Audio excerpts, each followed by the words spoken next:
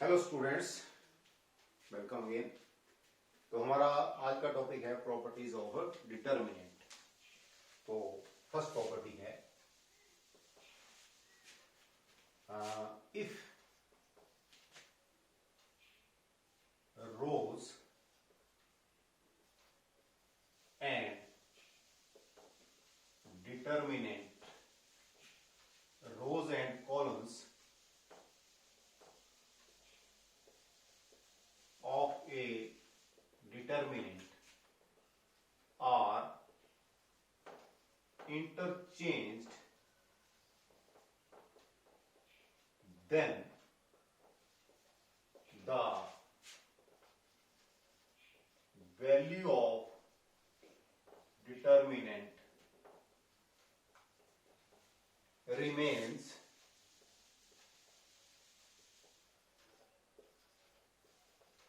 Same. तो according to first property, अगर हम किसी डिटर्मिनेंट की रो और कॉलम को अगर हम इंटरचेंज कर देते हैं तो उस डिटर्मिनेंट की जो वैल्यू है वो सेम रहती है, अनचेंज रहती है। For example, let any determinant A that is equal to 2 6 7 9। अब this is determinant not matrix, so determinant का साइन लगाना है यहां पे। अब इसकी वैल्यू देखते हैं कितनी आती है। 9 टू द 18 माइनस 7 6 द 42। तो 18 माइनस 42 कितना हो गया? -24। अब अकॉर्डिंग टू दिस प्रॉपर्टी, अगर हम इस डिटर्मिनेंट की रोज और कॉलम को इंटरचेंज कर देते हैं तब हम देखते हैं कि क्या उसकी वैल्यू चेंज होती है या नहीं होती है। तो अब हमने इस डिटर्मिनेंट की रोज को हमने कॉलम बना दिया और कॉलम को हमने रो बना दिया। अब देखते हैं इसकी वैल्यू पे क्या फर्क पड़ता है। देखिए, 9 two the 18 minus 6 7 the 42, again it is -24। तो इस केस में भी इस डिटर्मिनेंट की वैल्यू -24 आ रही है और दूसरे केस में भी जब हमने रोज और कॉलम को इंटरचेंज कर दिया तब भी इस डिटर्मिनेंट की वैल्यू -24 ही आ रही है, मतलब सेम आ रही है। अब हमारी सेकंड प्रॉपर्टी क्या है? If any two rows or two columns of a determinant are interchanged, then the value of determinant या साइन लिख सकते हैं यहां पे, then the sign of determinant changes. कहने का मतलब यह है कि अगर किसी डिटर्मिनेंट की कोई दो रोज या दो कॉलम को अगर हम इंटरचेंज करते हैं तो क्या होता है कि उस डिटर्मिनेंट की जो वैल्यू है वो, उसका जो साइन है वो चेंज हो जाता है। अगर डिटर्मिनेंट की वैल्यू पॉजिटिव है तो वो नेगेटिव हो जाती है, अगर नेगेटिव आएगी तो वो पॉजिटिव हो जाती है, उसका साइन जो है वो चेंज हो जाता है। देखिए कैसे, लेट एनी डिटर्मिनेंट बी 7 9 8 3। अब इसकी वैल्यू हम देखते हैं कितनी आएगी। इस डिटर्मिनेंट को सॉल्व करते हैं। 7 3 द 21 माइनस 8 9 द 72, तो ये आ गया -51। अब हम इस डिटर्मिनेंट को, इसकी दो रोज को हम इंटरचेंज कर देते हैं। दो रो को इंटरचेंज कर दो या दो कॉलम को इंटरचेंज कर दो, एक ही बात है। मान लो हमने दो रोज को इंटरचेंज कर दिया तो नया डिटर्मिनेंट हमारा हुआ जैसे हमने इसको लिखना है इंटरचेंजिंग R1 एंड R2 को हमने इंटरचेंज कर दिया, तो ये हो गया 8 3 एंड दिस इज 7 9। तो मल्टीप्लाई करेंगे इसको, 9 8 दा 72 माइनस 7 3 दा 21, तो ये हो गया 51। ये प्लस का हुआ, ये माइनस का हुआ। तो ये चेंज आती है कि अगर हम किसी डिटर्मिनेंट की किन्हीं दो रोज या किन्हीं दो कॉलम्स को इंटरचेंज करते हैं तो क्या होता है, उस डिटर्मिनेंट का साइन जो है वो चेंज हो जाता है। प्रॉपर्टी नंबर 3 देखते हैं। प्रॉपर्टी नंबर 3 में क्या है कि अगर किसी डिटर्मिनेंट की कोई दो रोज या दो कॉलम्स अगर हमारे को आइडेंटिकल मिल जाएं तो उस डिटर्मिनेंट की वैल्यू जो है वो 0 हो जाती है। तो थर्ड प्रॉपर्टी क्या है, इफ एनी टू रोज और columns of a determinant are identical, then what happens? Then the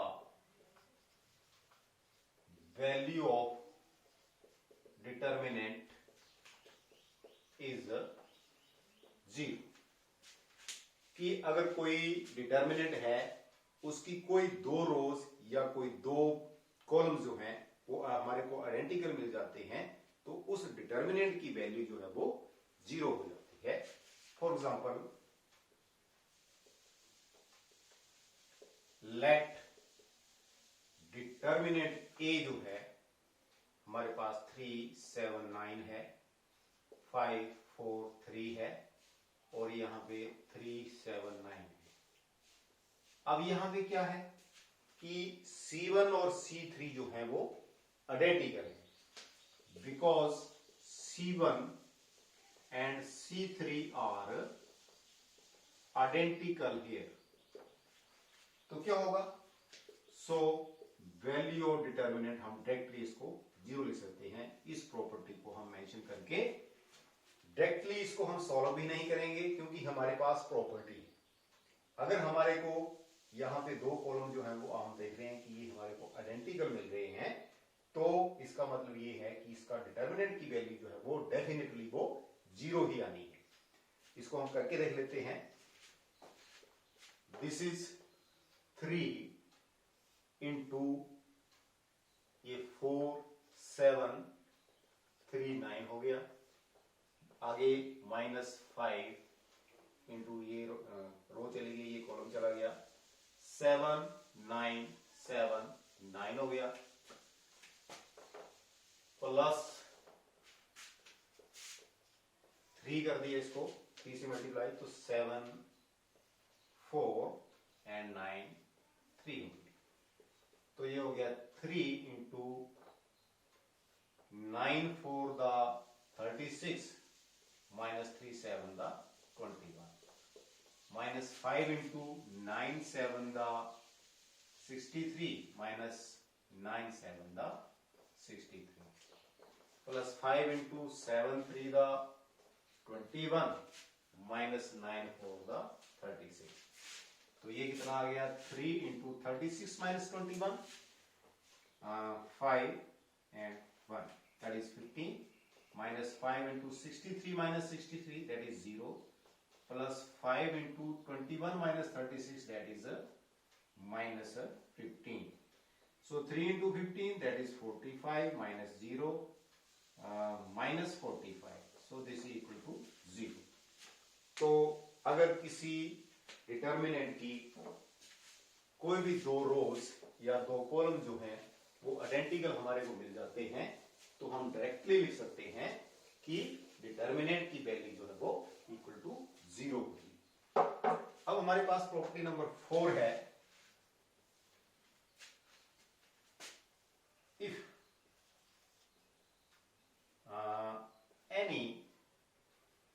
each element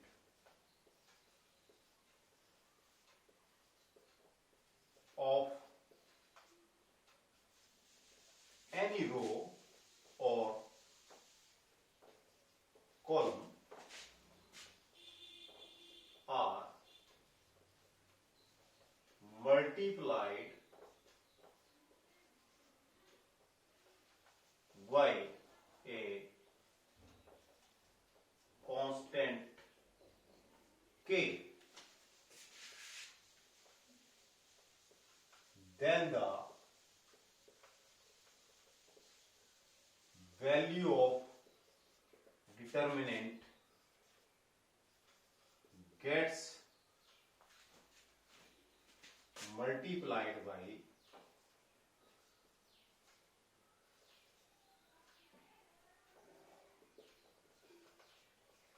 k।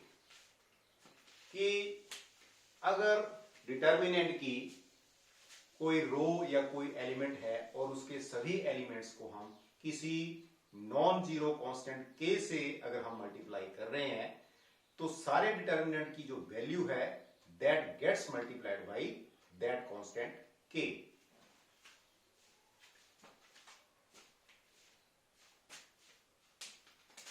मान लो हमारे पास let determinant a is equal to 6 7 6 8 5 है।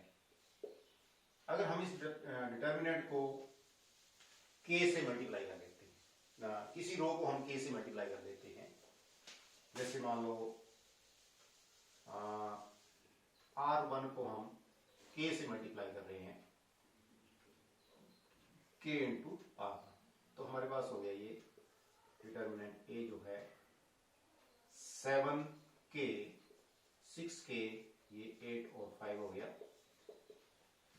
This is equal to 7 5 the 35k minus 8 6 the 46k and 35 minus 48 minus 13k, तो इसकी value जो है minus 13k, k से मल्टीप्लाई होगी, क्योंकि अगर हम इसको मल्टीप्लाई करें तो इसकी वैल्यू माइनस 13 आएगी। 5 7 the 35 minus 8 6 the 48 and that is equal to minus 50।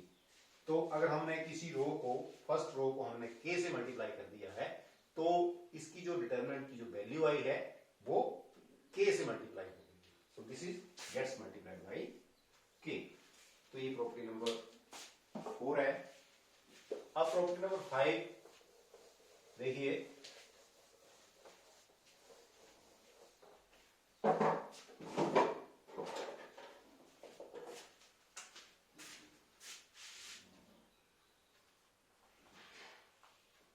Property number 5 इसमें क्या है, इफ सम और all the elements of a row or column are expressed as a sum of two or more terms, then that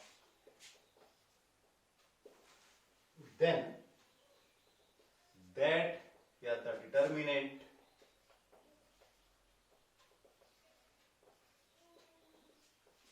can be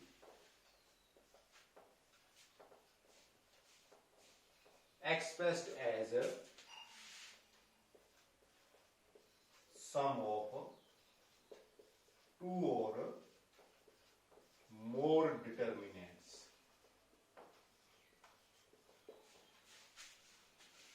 इसको example से समझते हैं। Late कोई हमारे पास डिटर्मिनेंट है a b c x y z and this is x plus a y plus b and z plus c। ये हमारे पास कोई डिटर्मिनेंट है।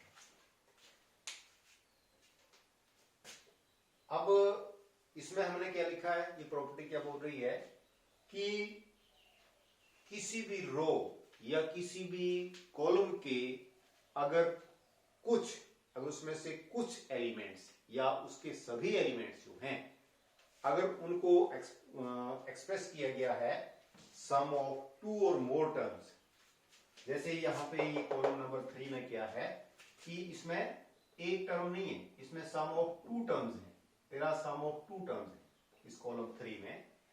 तो अगर ऐसा हो तो कितने टर्म्स हैं यहाँ पे? दो टर्म्स हैं, सम ऑफ टू टर्म्स हैं। तो अगर हमने इसको एक्सप्रेस करना है तो डिटर्मिनेंट को भी हम इसके दो डिटर्मिनेंट बन जाएंगे। It can be expressed as sum of two determinants. It can be as A, B, C. This is X, this is Y, this is Z. This is X, this is Y, this is Z. Plus again A, B, C, X, Y, Z, A, B, C. तो इसको हम इस तरह से express कर सकते हैं कि जैसे मान लो इस कॉलम में, कॉलम नंबर 3 में जो एलिमेंट्स हैं, कॉलम नंबर 3 के तीनों एलिमेंट्स जो हैं उसको सम ऑफ टू टर्म्स लिखा गया है, x plus A, y plus B, z plus C. तो हम क्या कर सकते हैं, if there are sum of two terms, तब उसके डिटर्मिनेंट हम बना सकते हैं सम ऑफ टू डिटर्मिनेंट। इसके दो डिटर्मिनेंट बन गए, it can be expressed as sum of two determinants. यही हमारी प्रॉपर्टी जो है वो स्टेटमेंट दे रही है। क्या करेंगे हम, A B C X Y Z, ये दो टर्म्स हैं तो पहले हम एक लेंगे बारी बारी से। पहले हमने एक्स वाई जेड ले लिया, प्लस फिर से हमने A B C X Y Z और उसके बाद ए बी सी करके हमने इसको दो डिटर्मिनेंट में हमने इसको एक्सप्रेस कर दिया। अब लास्ट प्रॉपर्टी है प्रॉपर्टी नंबर 6। इसमें क्या है, property number 6,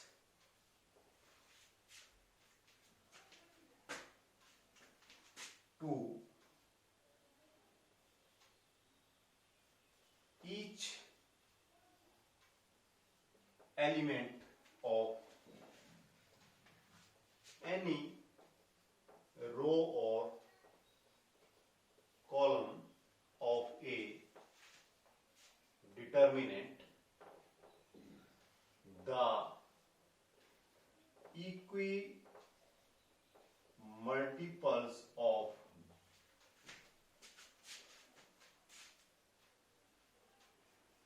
corresponding elements of other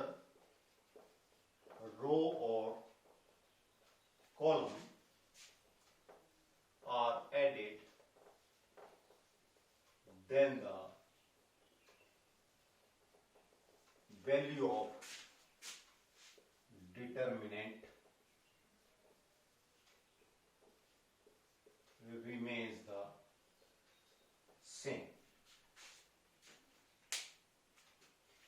कि अगर किसी डिटर्मिनेंट के हर एक एलिमेंट, किसी रो की, किसी कोई भी रो ले लो या कोई भी कॉलम ले लो और उसके हर एक एलिमेंट जो है उसको ऐड किया जाता है, किससे, अदर रो और कॉलम से, उसके इक्विमल्ट, उसके एलिमेंट्स को हम इक्विमल्टीपल्स से हम उसको ऐड कर दें, तब भी डिटर्मिनेंट की वैल्यू जो है वो अनचेंज रहती है। इसको हम समझते हैं क्या मतलब है इसका। Let determinant B is equal to 2, 4, 6, 9। पहले हम इस डिटर्मिनेंट की वैल्यू जो है उसको चेक कर लेते हैं कि इसकी वैल्यू क्या आ रही है। 9 to the 18 minus 6 for the 24, so this is -6। अब हम करते हैं अकॉर्डिंग टू दिस प्रॉपर्टी को अप्लाई करते हैं। अप्लाइंग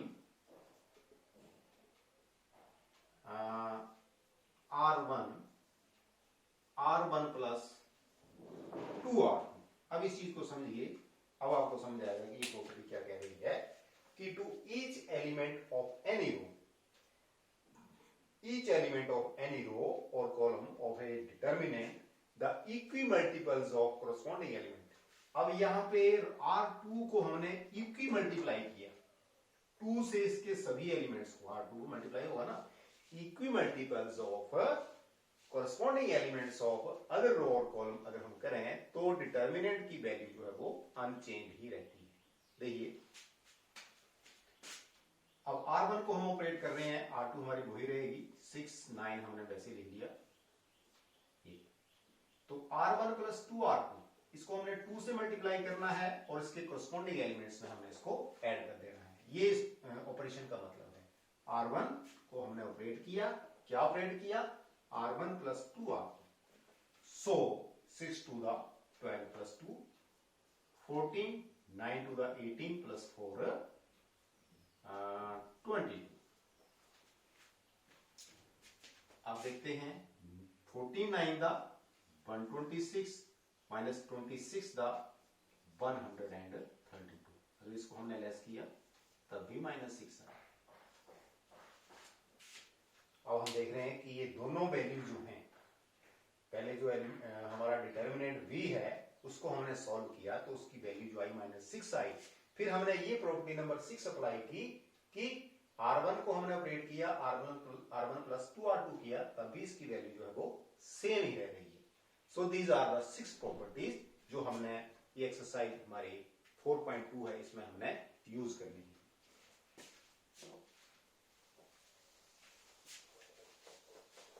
अब हम एक्सरसाइज के कुछ एक क्वेश्चन जो हैं वो करते हैं। जैसे एक्सरसाइज 4.2 है,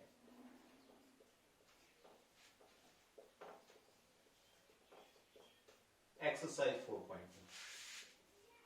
Let us take first question of this exercise. देखा कि using the property of determinants and without expanding, prove that x, y, z, a, b, c, x plus a, y plus b, z plus C, इसको हमने 0 prove करना है।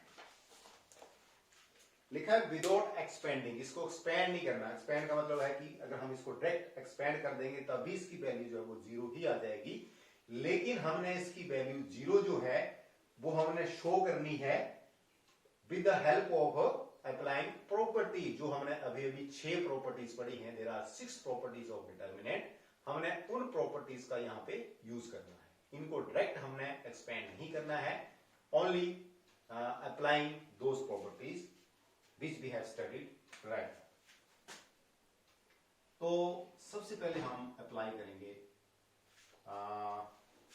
यहां देखो हमने हमारी प्रॉपर्टी नंबर 5 जो हमने पढ़ी उसको हम अप्लाई करेंगे। उसमें क्या हमने पढ़ा कि अगर कोई भी रो या कोई भी कॉलम जो है, अगर उसमें दैट इज उसको एक्सप्रेस किया गया है एज सम ऑफ 2 और मोर टर्म्स, तो उसके हम 2 डिटर्मिनेंट बना सकते हैं। जैसे यहाँ पे 2 टर्म्स का सम है तो इसके 2 डिटर्मिनेंट बन सकते हैं। उसको अप्लाई करेंगे, अपने आप आंसर आ जाएगा।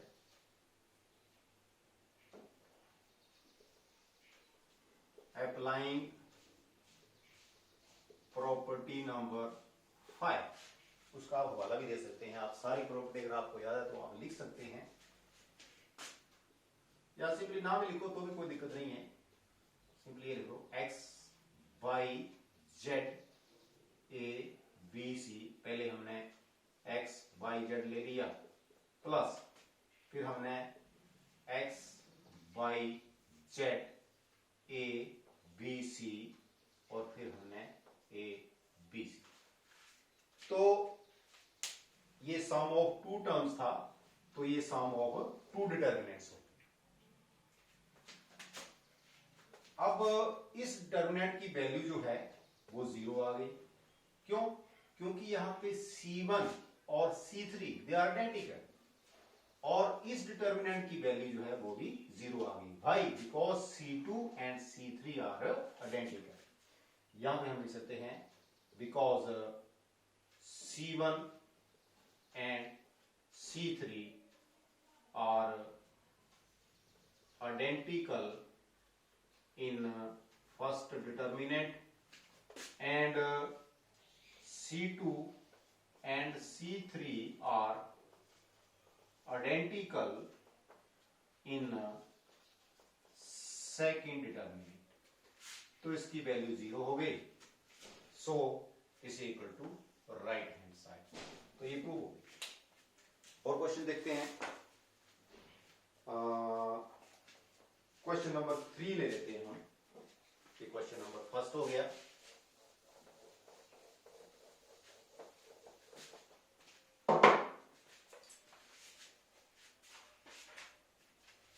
क्वेश्चन नंबर 3 क्या है?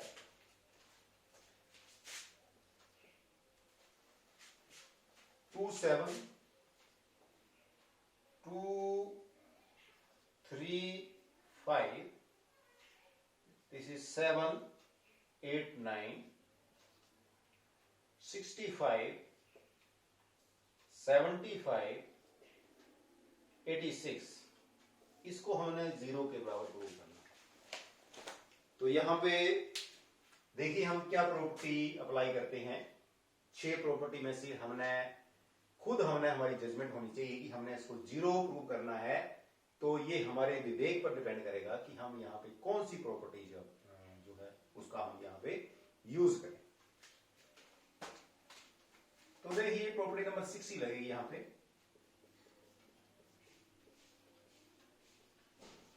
अप्लाइंग R1 को अप्लाई करना हमने। R1 प्लस 9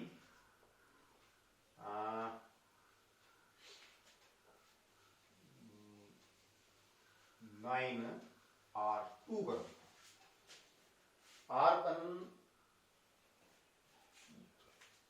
R1 नहीं, C कॉलम को करो।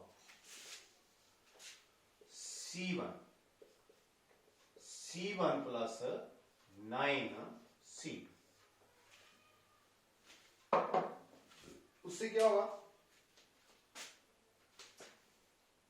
ये C1 हमारा जो है वो चेंज हो जाएगा। C2 और C3 को हम अप्लाई नहीं कर रहे हैं कोई ऑपरेशन, तो वो ये एज इट इज आ जाएगा। तो इसको हम पहले लिखेंगे 7 8 9, दिस इज 65 75 86।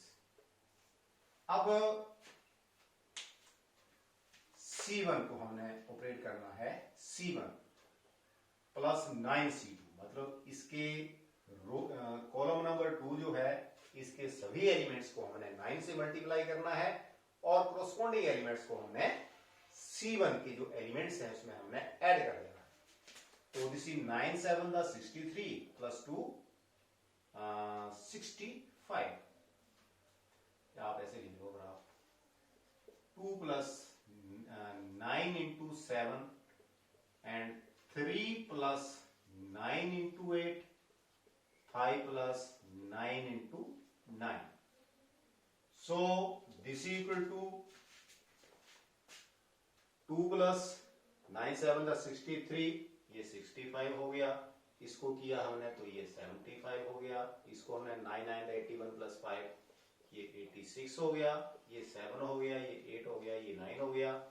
65 75 86। तो इसकी वैल्यू जो है वो 0 आ गई भाई, because C1 and C3 are identical here. क्योंकि कॉलम नंबर 1 और कॉलम नंबर 3 जो हैं यहां पर कैसे हैं? आइडेंटिकल। दैट इज वाई इस डिटर्मिनेंट की वैल्यू जो है वो हम डायरेक्टली 0 लिख सकते हैं। अब देखिए क्वेश्चन नंबर हम 5 लेते हैं।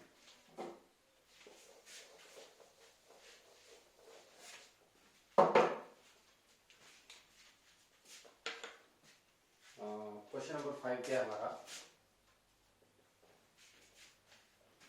B plus C, C plus A and A plus B। Second column Q plus R, R plus P and P plus Q। Third column Y plus Z, Z plus Y and Z plus X है और ये X plus Y है, Q plus R, R plus P and P plus Q. इसको हमने prove करना है 2 times A B C P Q R and X Y Z, ये prove करना है इसको। तो सबसे पहले हम अप्लाई करेंगे, अप्लाइंग R1 को अप्लाई कर दो आप, R1 plus R2 plus R3। इससे क्या होगा, अगर हम R1 plus R2 plus R3 operation कर रहे हैं रो 1 को, तो उससे क्या होगा, यहां पे B plus B, A plus A, C plus C, similarly Q plus Q, P plus P, R plus R, similarly मतलब ये 2 times A plus B plus C होगा, 2 times P plus Q plus R होगा, 2 times X plus Y plus Z होगा। वहां से हमारे को ये 2 मिल जाएगा। तो ये हमने किया, इसको हम ऐड करेंगे तो ये हो जाएगा 2 into A plus B plus C, ये हो गया 2 into P plus Q plus R, और ये हो गया 2 times X plus Y plus Z. बाकी R2 सेम रहा, इसको कोई फर्क नहीं पड़ेगा, ये हमने एज इट इज लिख देने हैं, A plus B, P plus Q, X plus Y. अब टेकिंग 2 कॉमन इन R, अब रो 1 में क्या है, देखो इस फर्स्ट रो में यहां भी 2 है, यहां भी 2 है, यहां भी 2 है। तो किसी रो और किसी कॉलम में अगर कोई एलिमेंट कॉमन है तो उसको हम बाहर ले सकते हैं, तो हमने इसको बाहर ले लिया, ये आ गया 2 into A plus B plus C, और ये P plus Q plus R, और ये X plus Y plus Z आ गया, और यहां पे C प्लस ए आ गया, यहां पे A प्लस बी आ गया, R प्लस P आ गया, P प्लस क्यू आ गया, ये Z प्लस X है, और ये X प्लस वाई। अब आगे फिर अप्लाई करते हैं हम, अगला ऑपरेशन क्या अप्लाई करेंगे, अप्लाइंग R1 को अप्लाई करते हैं।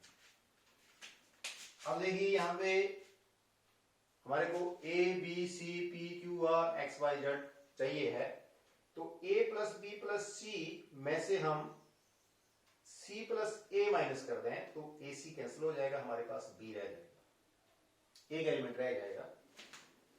तो अप्लाइंग R1 माइनस R2 करेंगे हम, तो R1 चेंज हो जाएगी हमारी, R2 R3 as it is रहेंगी, A plus B plus C minus C plus A, तो C प्लस A ये कैंसिल हो जाएगा, हमारे पास B रहेगा। अब P plus Q plus R minus R plus P, तो R और P कैंसिल हो जाएगा, यहाँ पे Q आ जाएगा, और X plus Y plus Z minus Z plus X, Z और X Z X कैंसिल हो जाएगा, यहाँ पे Y आ जाएगा। तो ये second row as it is आ जाएगी, C plus A, R plus P and Z plus X। Third row भी कोई चेंज नहीं होगी, इसको हमने कोई ऑपरेशन नहीं किया, तो A plus B, P plus Q और X plus Y as it is ही ये भी आ गया। अब अगला ऑपरेशन हमने क्या करना है, अप्लाइंग, अब R2 को हमने ऑपरेट करना है। अब देखिए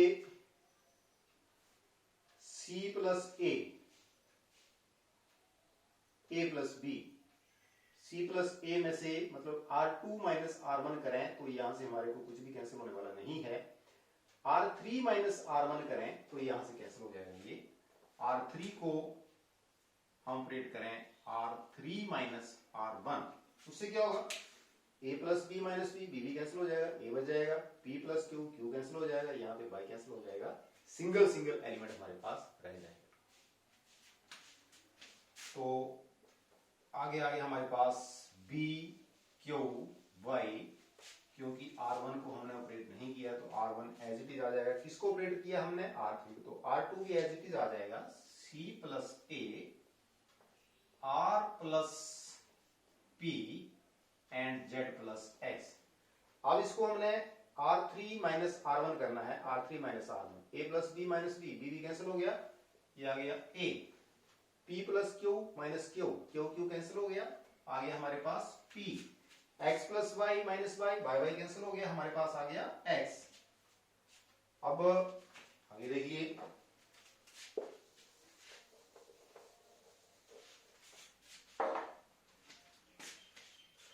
अब हमने एक और ऑपरेशन करना है, applying R2, R2 minus R3 कर दो, R2 माइनस R3, इससे क्या होगा, R2 माइनस R3 करेंगे तो A से A कैंसिल हो जाएगा, P से P कैंसिल हो जाएगा, X से X कैंसिल हो जाएगा, हमारे पास C बच जाएगा, R बच जाएगा और Z बच जाएगा। तो R2 को ऑपरेट कर रहे हैं हम, तो इसका मतलब R1 और R3 जो है इनको कोई चेंज नहीं आएगी, ये एज इट इज ही हमने लिख देने हैं। तो R1 क्या है हमारा, ये B है, Q है, Y। अब R2 C प्लस A ना, R2 माइनस R3 है, C plus A minus A cancel हो गया, तो ये आ गया C, R plus P minus P, this is R, Z plus X minus X, this is Z, and R3 same रहेगी, AP X। ये अब साथ में 2 2 भी चल रहा था, 2 2 हमने साथ लेते चलना है क्योंकि 2 कॉमन आया था, ये ध्यान रखना हमने। तो यहाँ भी 2 है, हमारे को रिजल्ट क्या चाहिए है, 2 times ABC PQR X by Z। यहाँ पे क्या आ रहा है, 2 times BCA QRP by Z X, कोई प्रॉब्लम नहीं है। अब हमको इनको इंटरचेंज कर सकते हैं, हमारे पास एक प्रॉपर्टी है ना कि अगर हम किन्हीं दो रोज या दो कॉलम को अगर हम इंटरचेंज करते हैं तो क्या होता है, डिटर्मिनेंट का साइन जो है वो चेंज हो जाता है। अब यहां पे हम करेंगे